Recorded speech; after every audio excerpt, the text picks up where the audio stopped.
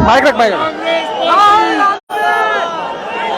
आ जाओ क्या बोला हेलो हेलो हेलो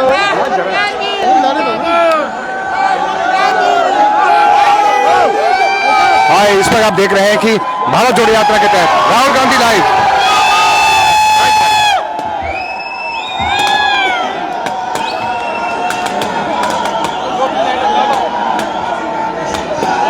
स्टेज पे कांग्रेस पार्टी के सब वरिष्ठ नेता, हमारे प्यारे कार्यकर्ता, अंकल जी, भाइयों और बहनों, अरे अंकल जी हट जाओ, प्रेस के हमारे मित्रों, हरियाणा के युवा, किसान, मजदूर, छोटे व्यापारी, माताएं और बहनों, भैया भैया आप सबका आज यहाँ मैं बहुत स्वागत करता हूँ, दिल से स्वागत करता हूँ।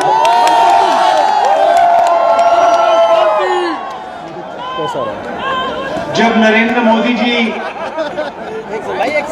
2014 का चुनाव लड़ रहे थे, जब वो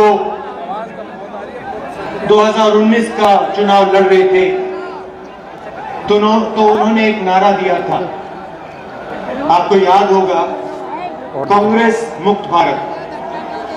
याद है आपको? याद है ना? ये कांग्रेस जो है, ये एक संगठन नहीं है,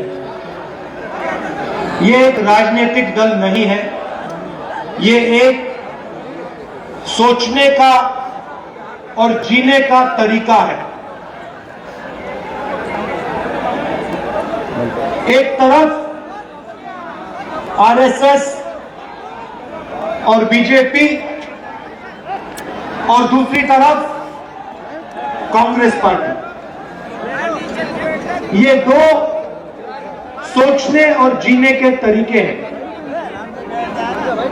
बीजेपी और आरएसएस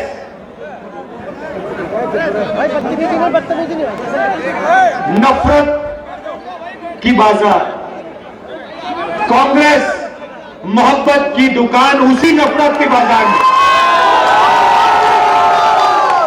तो नरेंद्र मोदी जी अपने संगठन को समझ लिए, नफरत, हिंसा और डर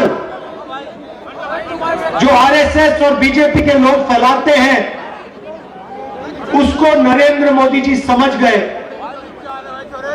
मगर कांग्रेस पार्टी को, कांग्रेस की सोच को, कांग्रेस की विचारधारा को नरेंद्र मोदी नहीं समझ पाए, क्योंकि इस देश से मोहब्बत को कोई भी नहीं मिटा सकता। ये हजारों साल से कोशिश कर रहे हैं। भाइयों और बहनों, ये लड़ाई नई नहीं है। ये मत सोचिए कि कांग्रेस पार्टी और बीजेपी के बीच में लड़ाई चल रही है ना, ये इस धरती पर हजारों सालों से यही लड़ाई चल रही है। वो नफरत फैलाते हैं, हम मोहब्बत फैलाते हैं। वो हिंसा करते हैं, वो हिंसा फैलाते हैं, हम अहिंसा फैलाते हैं। वो डरते हैं, हम नहीं डरते हैं। ये फर्क है। अब देखिए, जब भी हमारी सरकार होती है, हम डर को मिटाने की कोशिश करते हैं। नहीं नहीं नहीं नहीं, नफरत की झोपड़ी में आग नहीं लगाई। हम आग लगाने का काम कभी नहीं कर सकते हैं।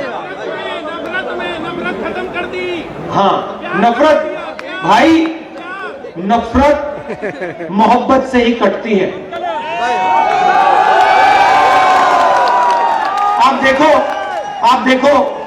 आप देखो मजे की बात मैं आपको सुनाता हूं। नरेंद्र मोदी जी ने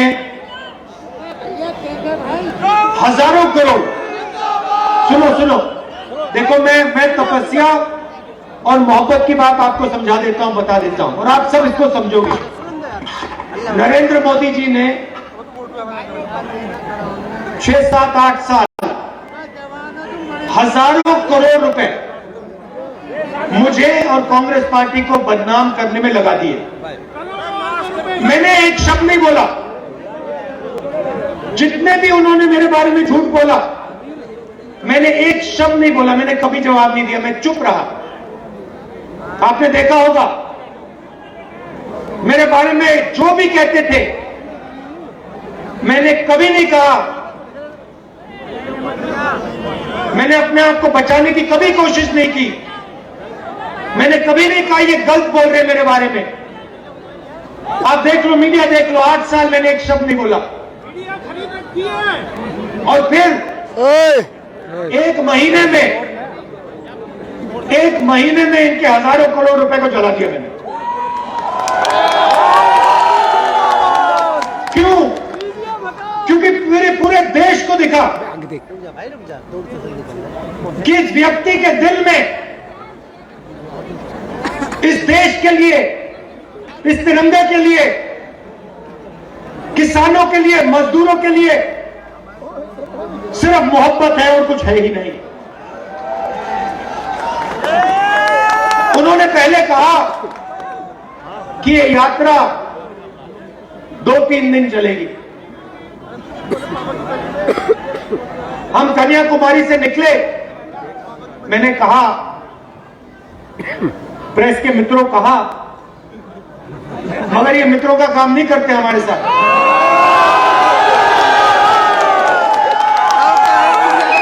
देखो देखो, पीछे घूम के देख रहे हैं, देखो।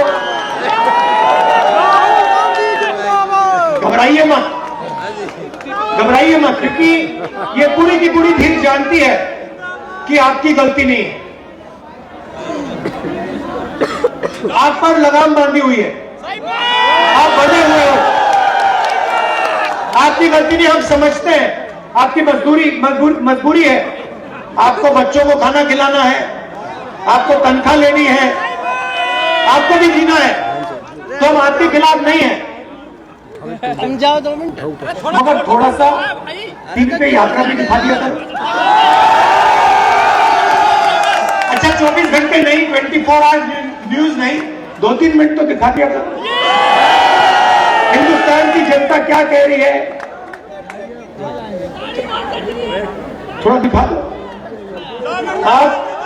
आप 24 घंटा अंबानी जी और अदानी जी की बात रखते हो, जनता की भी रख दो 2 मिनट।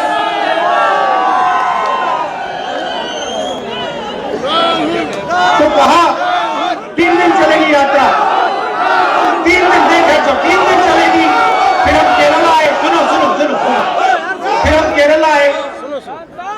केरला में कहते हैं, केरला में कांग्रेस मजबूत है भाई। फोटोग्राफर, कर्नाटक में बीजेपी की सरकार है, वहां पे यात्रा फ्लॉप होगी।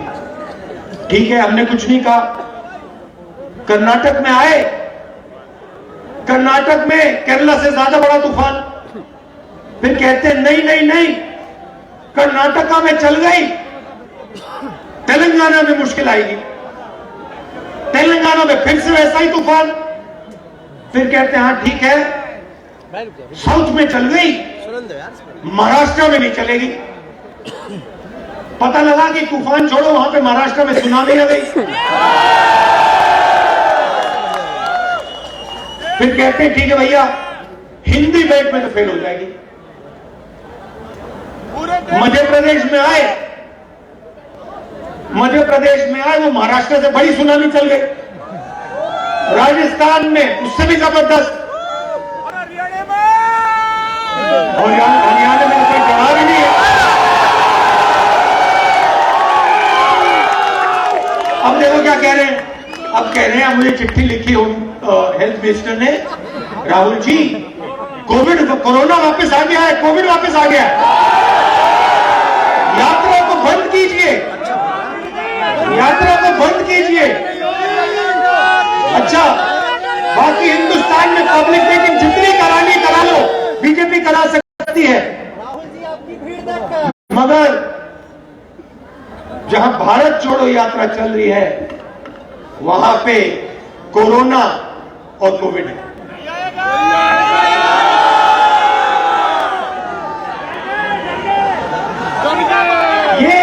देखिए, ये कांग्रेस पार्टी की हुड्डा जी ने कहा आने वाला समय कांग्रेस पार्टी का है। मैं उसको थोड़ा बदलना चाहता हूं। ये जो कांग्रेस पार्टी है, ये आपका औजार है, ये आपका हथियार है।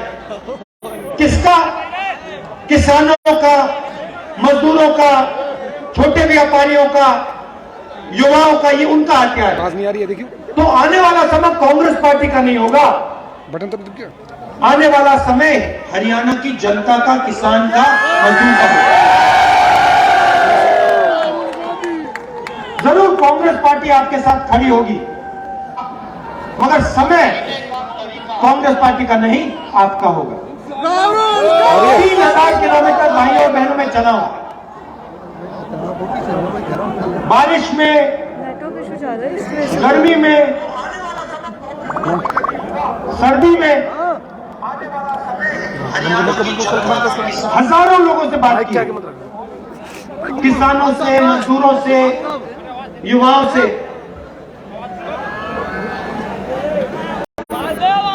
युवाओं से पूछता हूं, क्या पढ़ा तुमने? भाई कोई बात नहीं, कहते हैं बन जाएंगे आपके। इंजीनियरिंग की, कोई कहता है डॉक्टर बनना चाहता हूं, कोई कहता है मैंने आईएएस की तैयारी की। आदत होने लगे। फिर मैं पूछता हूं, कोई बात इंजीनियर बनना था, अब क्या कर रहे हो? नहीं, हमें भी ले लीजिएगा। कहते हैं पकोड़े तल रहे हैं, पकोड़े तल रहे हैं, मिर्ची के पकोड़े, प्याज के पकोड़े। ऊबर गाड़ी चला रहे हैं, मजदूरी कर रहे हैं, और जो मजदूरी ऊबर नहीं चला रहे हैं, मजदूरी नहीं कर रहे हैं, वो कहते हैं हम तो बेरोजगार हैं।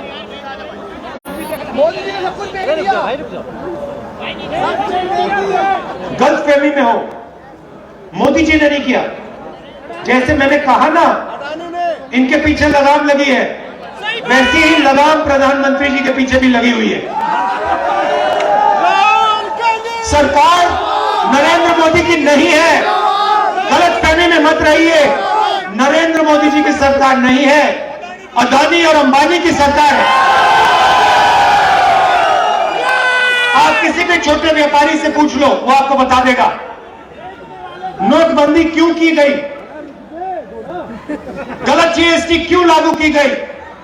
छोटे व्यापारियों को, स्मॉल और मीडियम बिजनेस चलाने वालों को खत्म करने के लिए नोटबंदी और जीएसटी लागू की गई।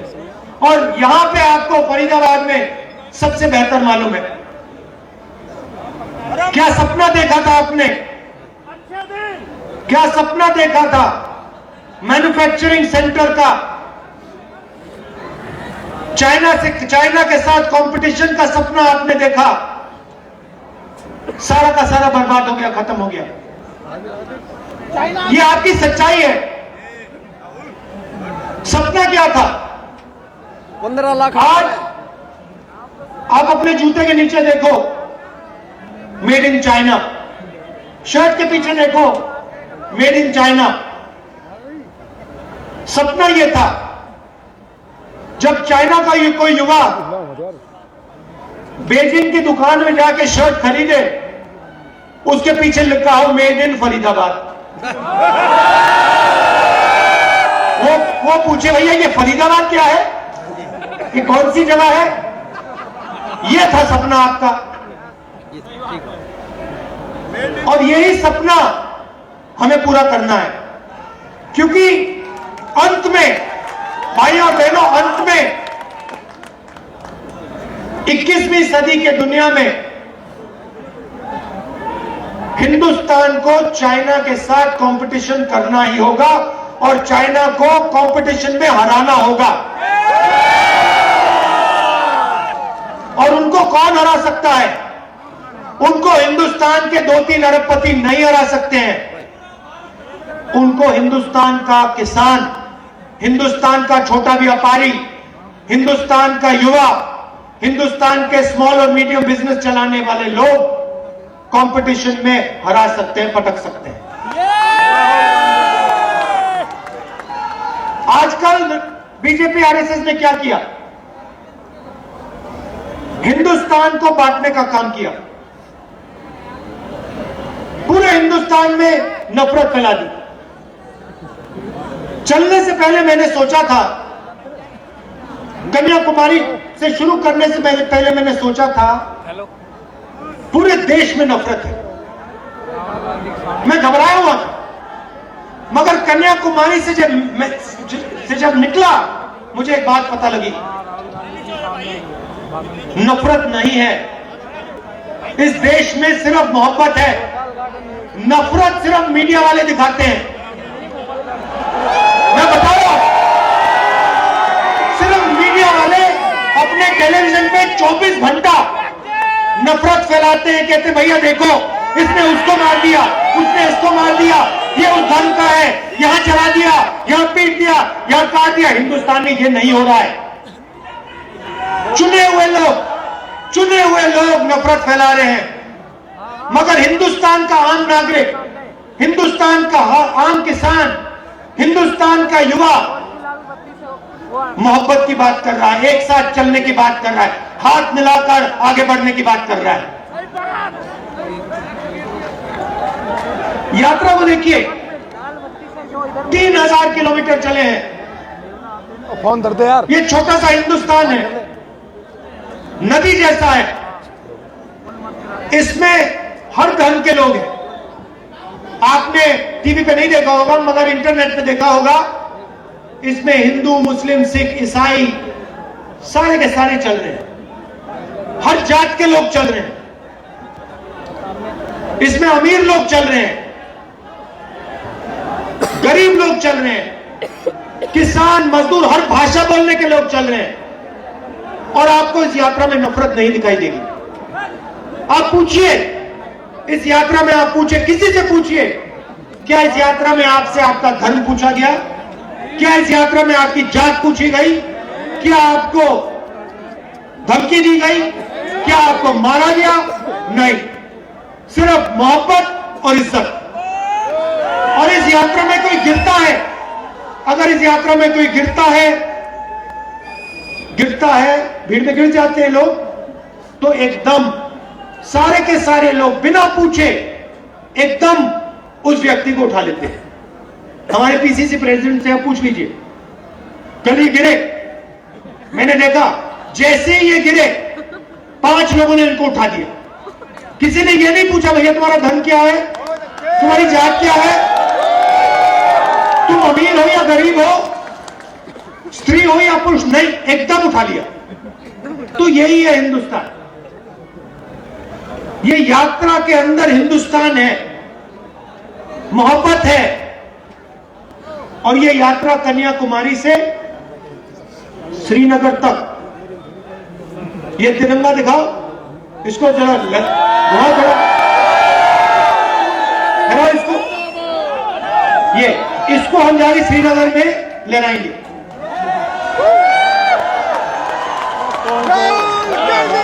और ये यात्रा बेरोजगारी के खिलाफ है, महंगाई के खिलाफ है, डर के खिलाफ है और नफरत के खिलाफ है। पिछले सालों में आप इनकी सब पॉलिसीज देख लीजिए, यूपीए की पॉलिसीज देखिए। मैं आपसे पूछता हूं, मनरेगा ने डर मिटाया? डर मिटाया मनरेगा ने मजदूरों के दिल में? जब हमने किसानों की कर्जा माफी की, डर मिटाया?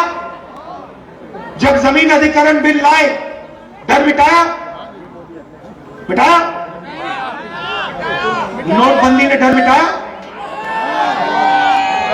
गलत जीएसटी ने डर मिटाया? कोविड के समय इन्होंने जो किया उससे डर मिटा? जब किसान को बीमा नहीं मिलता डर मिटता है? ये तो इनकी सारी की सारी पॉलिसीज, बेरोजगारी से डर मिटा? इनकी सारी की सारी पॉलिसीज डर फैलाने की पॉलिसीज है। ये चाहते हैं कि किसान, मजदूर, युवा, सबके दिल में डर हो।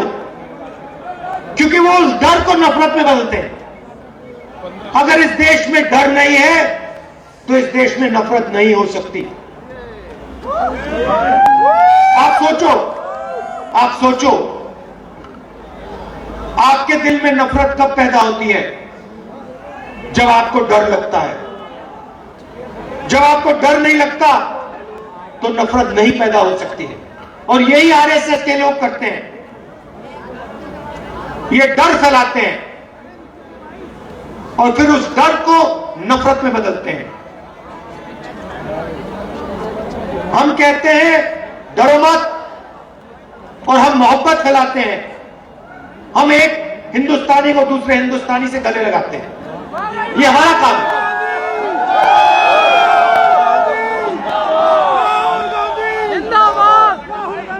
आपने इतना प्यार दिया। देखिए आसान काम नहीं है। मैंने सोचा था जब कन्याकुमारी से निकले सब यात्रियों ने सोचा भाई 3600-700 किलोमीटर आसान काम नहीं है। हिंदुस्तान के लिए हमने ये काम शुरू किया, मगर हमने सबने सोचा था कि आसान काम नहीं है। मगर 10 दिन में अजीब सी बात होनी शुरू हो गई। हम सुबह उठते, आमतौर से आदमी सुबह उठता है, फ्रेश होता है ना, जगने के बाद फ्रेश होता है और शाम को थोड़ी थकान आ जाती है। सही बात। अजीब सी बात यह थी कि हम 5 बजे उठे, 7-8 घंटे चले और शाम को कोई थकान नहीं। आप किसी भी यात्री से पूछ लो, किसी को थकान नहीं हो रही। आप मेरा चेहरा देखो, क्या आपको लग रहा है, मेरे चेहरे पे लग रहा है कि मैं 3000 किलोमीटर चला ना? क्यों? क्योंकि आपने अपनी शक्ति हमें दी। हम अपनी शक्ति से नहीं चले, हम अपनी शक्ति से नहीं चले हैं। हम आपके प्यार और आपकी शक्ति प्रयोग करके चले हैं। आपने हमें चलाया है, तो इसके लिए मैं आपको दिल से धन्यवाद करना चाहता हूं। राहुल गांधी। लाखों करोड़ों लोग आए, हर स्टेट में आए, हर जात के लोग, हर धर्म के लोग, गरीब लोग, अमीर लोग, माताएं बहनें सब आए। सबने अपना प्यार दिया, मदद की। किसी को चोट लगी, पट्टी की, चाय पिलाई, खाना दिया। हिंदुस्तान ने हमारी मदद की है और हम इसको कभी नहीं भूलेंगे, पूरी जिंदगी भर नहीं भूलेंगे। और जो आपने हरियाणा में हमारा स्वागत किया, जबरदस्त स्वागत आपने हमारा किया, इसको हम कभी नहीं भूलने वाले।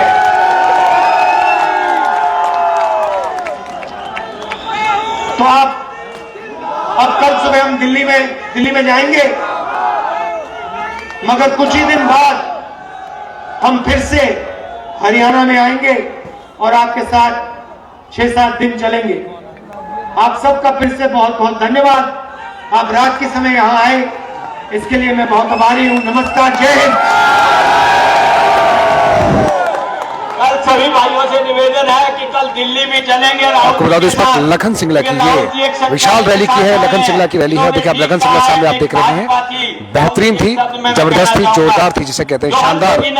लखन सिंगला के द्वारा स्वागत किया गया। यहाँ पर आपको बता दूं भारत जोड़ो यात्रा जो आप देख रहे हैं मंच पर जितनी रही वो लखन सिंगला के द्वारा की गई थी। यहाँ पर आप देख रहे हैं सामने, जहाँ पर कांग्रेस के हरियाणा के अध्यक्ष हैं भूपेंद्र सिंह हुड्डा है, दीपेंद्र हुड्डा है, और आपको बता दूं लखन सिंगला है। हम आपको मौके पर देख रहे हैं सर से नितिन सिंगला है।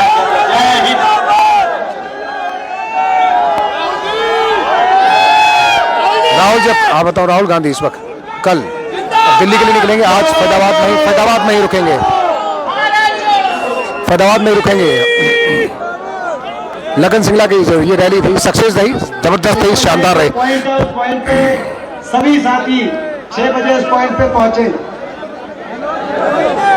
राहुल जी जाते हुए अब राहुल जी बताऊँ मेला महाराजपुर में जहाँ पर उनका रुकने का ठिकाना रखा है, वहाँ पर रुकने के ठिकाने पे राहुल गांधी का रुकेंगे। और उसके बाद चलिए तमाम जितने हमारे साथ आप देख रहे हैं कि जितने भी हमारे साथी आप देख रहे हैं राहुल गांधी चले गए।